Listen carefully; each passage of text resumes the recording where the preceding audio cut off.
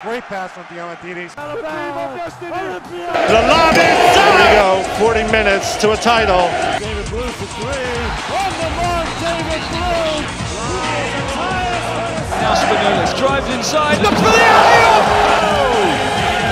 Corey Higgins just exploding!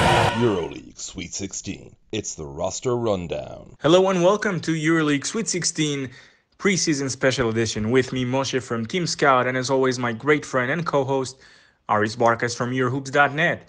Emmet is not with us today. He went doing some bungee jumping over in Tijuana. We have a couple of great guys. We're welcoming Bugra Uzar from Eurohoops Turkish edition. Hi, Bugra. And also Donatas Urbonas from Lithuania from 15min.lt, a great friend of ours as well.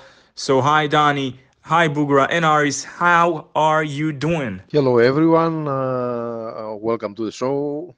We love company, and I am pretty sure that you have some insight that we don't, especially on Turkish and Lithuanian teams. Hello guys, I'm great and I'm really excited for the new EuroLeague season. It's finally starting now in a couple of days, so I'm really excited and thank you for inviting me to the show. Hopefully we will have a great talk today. Hello everyone, thanks for having me. Greetings from Lithuania, where it's already only 7 degrees of Celsius. 7 degrees of Celsius. And this summer actually was so long with no big national team tournament, so I'm so excited about upcoming EuroLeague season. In this glorious episode, we're going to talk about the Turkish teams, about Fenerbahce, Anadolu Efes, and Darüşşafaka, also known as Daçka. And it goes without saying, we're going to be talking a whole lot of Žalgiris, guys. A whole lot of Žalgiris with Dani, of course. But Bugra, I want to start with you, man. Looking at the summer that all Turkish teams had, those who are about to participate in this year's EuroLeague, who was the most impressive one? Who did you see and thought to yourself, wow, okay, they're gonna be a force to be reckoned with? Let's start off with that. It's not so hard to give an answer to this question. Fenerbahce, of course, my answer. They became one of the powerhouses in Europe lately. They are playing in Final Fours constantly, and they didn't change their current roster a lot, but they made 2 key transfers, Geoffrey Lauvergne and Tyler Ennis. I really liked Geoffrey Lauvergne transfer a lot. In my opinion, he's one of the most important transfers in Europe this summer. He knows the European basketball, and I believe he will improve Fenerbahce a lot. And with him, Nicolo Melli and Jan Vesely, now Fenerbahce has the perfect front court, in my opinion, especially in the defense. Lauvergne will change Fener a lot. And with Enes transfer, I believe Obradovic wanted to improve his current system. He is a really good pick and roll player, and with his playing style, he can adapt to European basketball quickly. Aris, by the looks of it, it seems that Željko loves all the guys that came from Partizan. We know that back in the day, he took Bogdan Bogdanovic, brought him to Fener. He also has Jan Vesely and now Geoffrey Lauvergne. Obviously, it's not that much of a surprise, but still, it is quite nice to when you think about it. What do you expect from Fener? How do you expect also see Geoffrey Lauvergne coming back from the NBA? Full disclosure here, I really like the player. Love him a lot, actually. Question is, how fast do you think he can adapt back to the European style of game? Because as we got a chance to see over the years, some players find it not that easy sometimes to get back to the European basketball and all continent. I expect from Geoffrey to excel. It's as simple as that. He fits like a glove to the current era of the European game. He was not a player who got many minutes in the NBA, and that means that he may have also a chip on his shoulder. And Fenerbahce will be the ideal place for him to demonstrate his abilities and his will to win, because this can't be denied. I also like what Anadolu Efes is building. If you want to put your money on a dark horse for the Final Four, this might be their year. Of course, FS has a history of underachieving, but on the other hand, this is an admirable roster.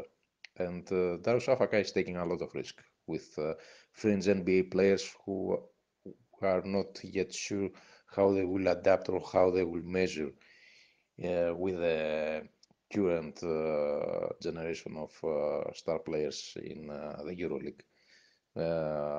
I expect FS to be in the playoffs. I expect Fenerbahce to be in the Final Four, and that makes Žalgiris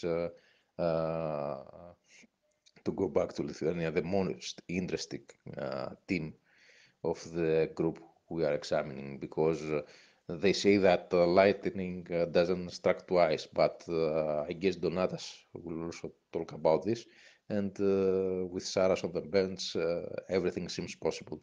Aris, they say that lightning doesn't strike twice, but what we should say from now is just trust the Sharas. And when we are talking about the transfers, the most significant movement in the summer market in EuroLeague, best thing about Žalgiris is that there weren't so many big transfers because we kept Sharas, Brandon Davis, the crucial part of the team, and a big hope for the next season is also staying. Ulanovas is staying. Aaron White is staying. All these guys were so close to lead the team. So I'm so happy, and Žalgiris, of course, is very happy that these guys are staying. And the only concern is that Sharas lost all his playmakers as guards, and of course, we're talking about Kevin Pangos. Vasily Emitic was also set to have a breakout year and maybe to become a next Kevin Pangos next season, but he left for Anadolu. So that only concern is the guard line, and which is actually crucial in Shara's basketball philosophy, and it might take till Christmas or something for new guys to fully adapt to his system and to roll how Sharas wants them to roll.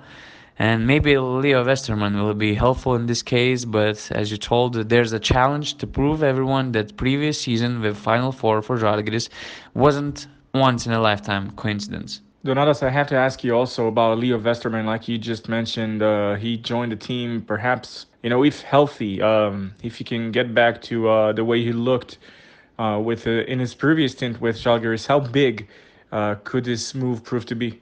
If everyone is doubting him because of his injury history and kind of not very successful season in Moscow, but you should trust Charas because he had so many offers to sign different type of players.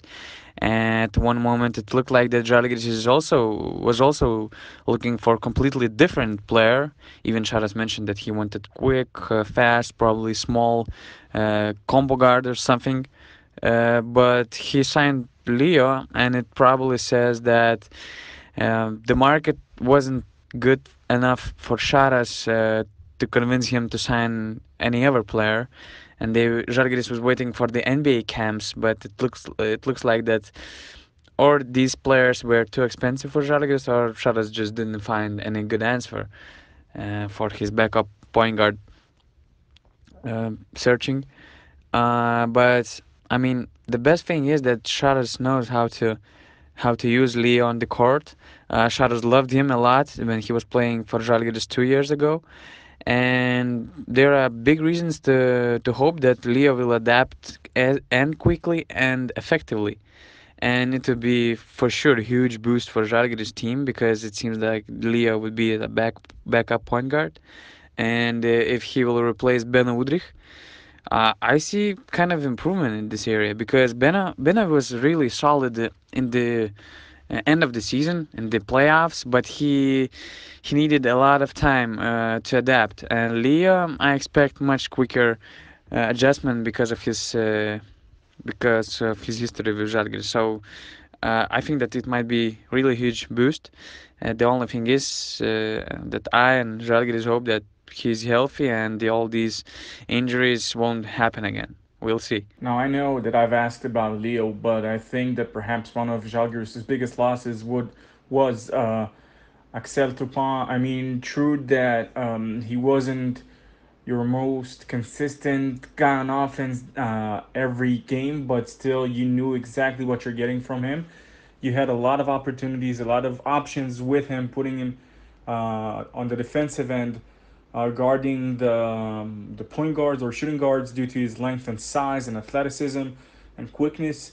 How big of a loss is Tupan for Žalgiris, and are the replacements, answer to what Coach Charas needs eventually to his style of game, which we saw a lot of motion, a lot of movement, very, very smart half court sets. And I mean, the whole shebang. So, how do you see, on the one hand, the loss of Tupan, and on the other, the guys that were brought to this specific role? I understand that probably nobody can replace Axel Tupan in defense as individual, but I really like both Thomas Walkup and Marius Grigonis because both of them are really, really good defenders. Uh, Both of them are versatile players, can play multiple positions from 1 to 3. They can both can create. They're really high basketball IQ players, and they just fit the style of basketball which Charas wants to see on the court. And I see them adapting to Charas' system really quickly.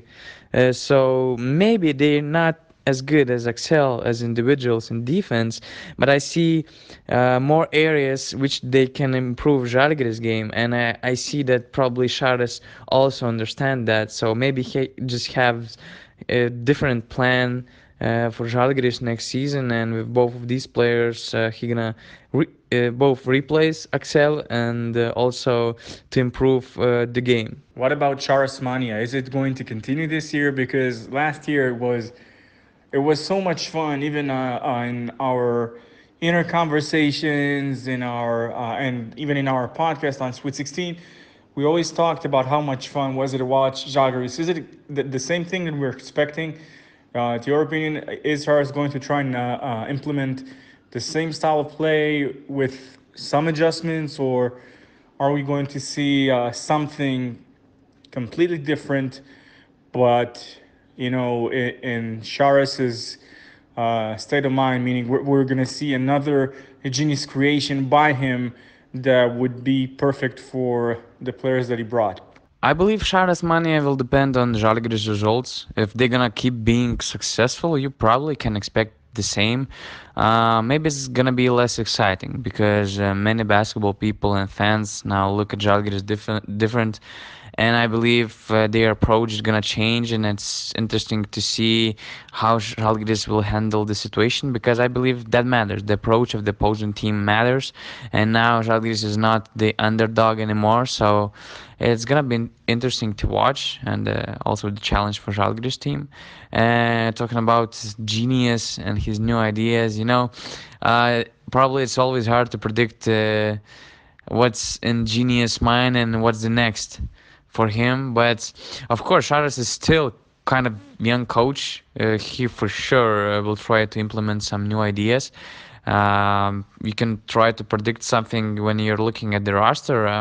I see Nate Walters being a different player than Kevin Pangos. He isn't that kind of damage beyond the arc. Like he isn't the threat beyond the arc like Kevin was. So maybe Charas will use Nate in some different areas differently. I also see that now Žalgiris is much taller team than last year. The shortest guy is probably Jokubaitis with 193 centimeters, and he's not going to get many minutes. And then Walters and Thomas Walkup are the same height, but they're kind of much stronger players. So I believe he gonna use the size.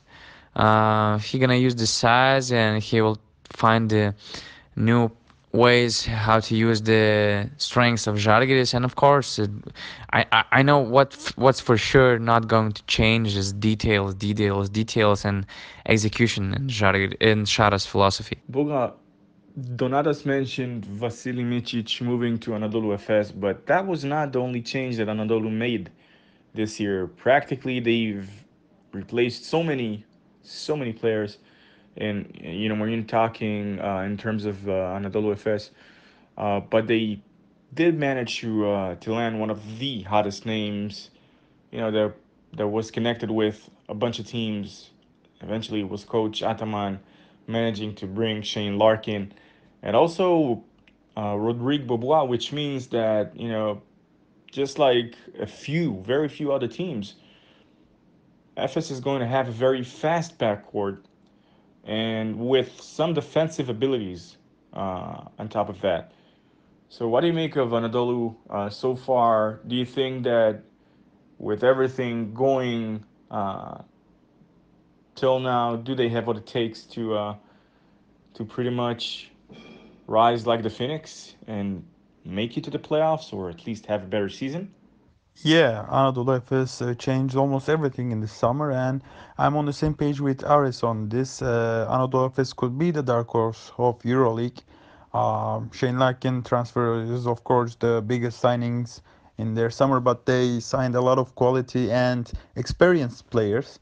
Boboa and Larkin is, as you said, really fast backcourt, and they know each other from Baskonia days.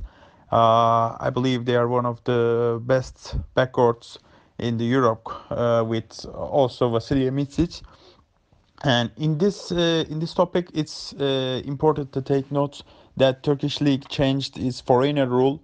There is now only 5 players on the game rosters, so there has to be 5 maximum players in the game roster. They can sign a lot of foreigners, but they can use only 5.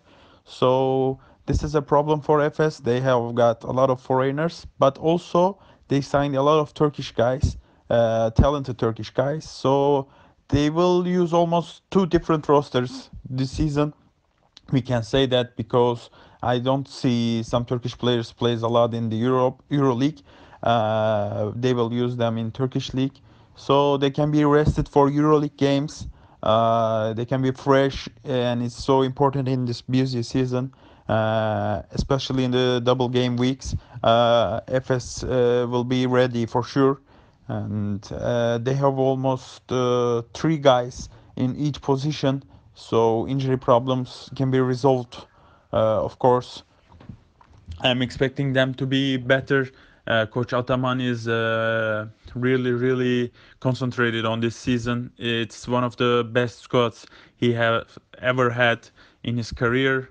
And the only problem that Ergin Ataman used to play with really small rotations, and now he has 10 really great guys in the EuroLeague. I'm wondering how he can use this big roster because he never done this before. For sure, in the playoffs there will be 8, 9 guys in the rotation, but in the regular season, he can use 11 guys, and this is the problem for Ergin Ataman. I mean, not the problem, but I'm wondering to see how he can use it. And the last season, defense was the biggest problem of FS, and in the center position they have Dunstan and Plyce, but the other positions are a little bit question mark, especially on the defense, and maybe that could be the problem. But as I said, they have a lot of great quality and experienced guys, and I believe they will do much more better this year than last year. And a little bit note about Shane Larkin. As I said, he's one of the best transfers in the this summer, but he joined the team later, and after that he had some family problems, I guess, and he went back to USA again. So maybe he can start the season a little bit slow, but later he will be one of the best players in the Europe for sure. And also, Buga, what's your take specially on Coach Ataman? Because I think that it's the first time that he had such a talented roster on his hand. And of course, for Donatas, how do you expect Saras to follow up an amazing season? Yeah, it's the first time he has such a talented roster like this, and in the past he used the excuse budget a lot. I mean, especially when he loses, he used this budget thing, and he was right because he didn't have a high budget teams. But first time in his career, he has such a roster like this, and he seems like motivated and concentrated. He's one of the best coaches in Turkish basketball history, and but he has to figure out how to use this big rotation. I mean, Turkish league also is important, and there is a new rule, as I said, and he has to figure out which foreigners he will use in the league and also in the EuroLeague. The main problem is that for me, this big rotation, but I'm expecting big things from him because he knows how important this season for him and for his club also, because FS didn't do well in the past seasons and they need to show that they are still an elite club to whole Europe and also to Turkey. So Ergin Ataman, I believe he will do a good job, but at the beginning of the season, they may have some struggles because of this many talented players. But once he figure out the rotation, and I believe it will be in the fifth or fourth week of the EuroLeague, they will start begin to play better. And also, there is a big question that can define FS season. That is how Ataman and Larkin will start bounding, because in the past he had some struggles with his point guards, but once he figured out the chemistry, like McCollum or Arroyo, they did amazing jobs together.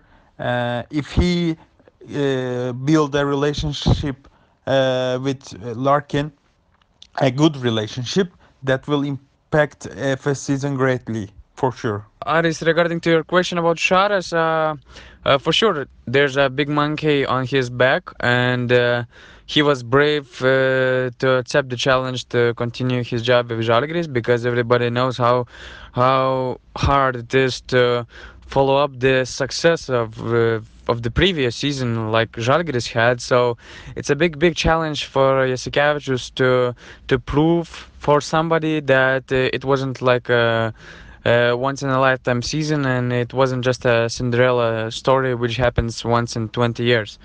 So I believe Sharas is fully motivated. I was taking the interview with him before the season, and he told that his goals doesn't change at all.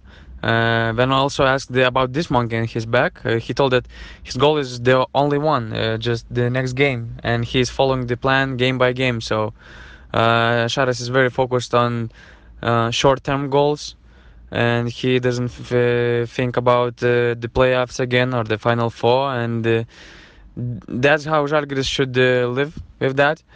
And I don't expect anything else from the coach like Šarūnas, and it's gonna be interesting to see what he can add to this team and what he can add to himself as a head coach. And I expect from him more things which will surprise the fans.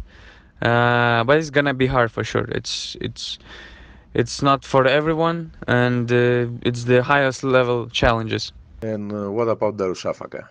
They returned to the EuroLeague, but they are a very different team compared to what we have seen in the past. What are the expectations from the team, and where do you think that they will end up? I don't expect Dachka to play in the EuroLeague playoffs because I didn't like their roster a lot.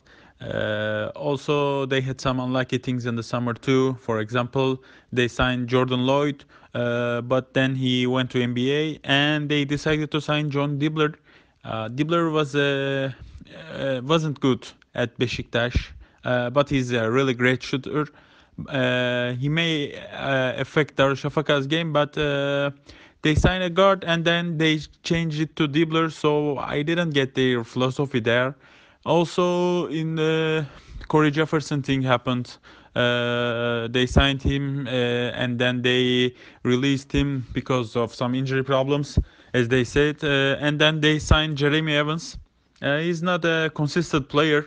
He's too athletic, of course, but he doesn't do a lot on the court. And I and also I got surprised when they decided to let Sam Howard Ross go because I liked his game last year a lot, especially on the defense. He was one of the best defenders in the Europe last year, and he was a huge factor on their Eurocup success. But they decided to let him go, and I got surprised. Also, of course, they lost Scotty Wilbekin and JJ Johnson, which had a really big part on their success last year. So I think Darüşşafaka got weaker.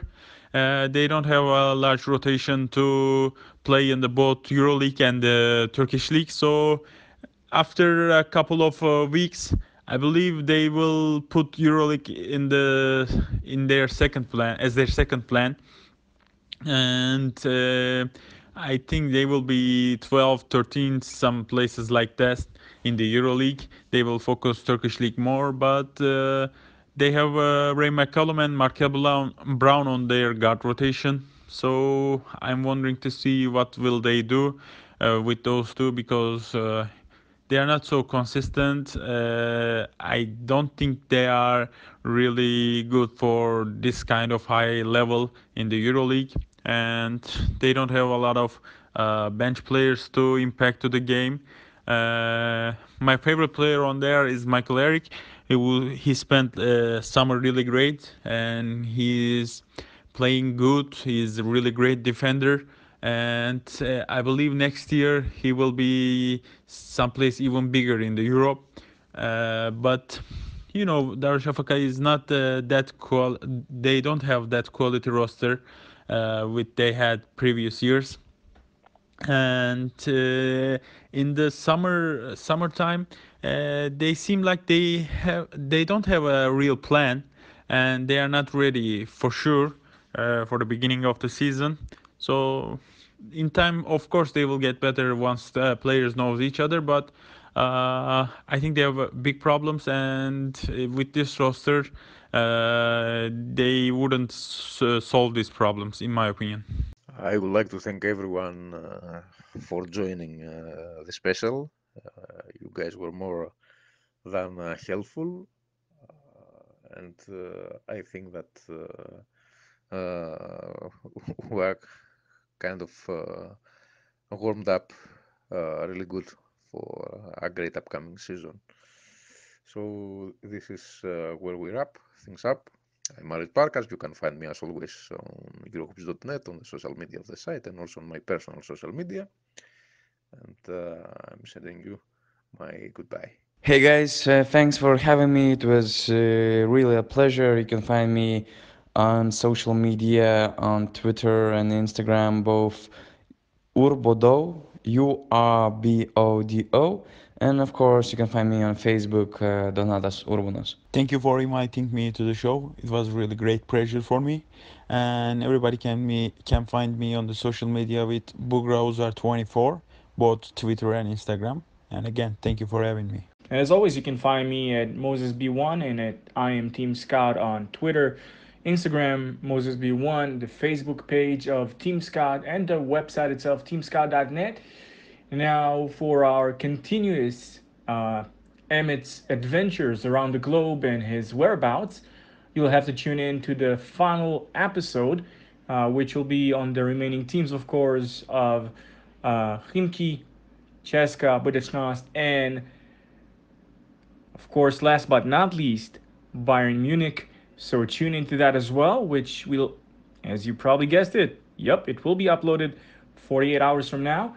And one last thing, subscribe, spread the love, share it. Until next time.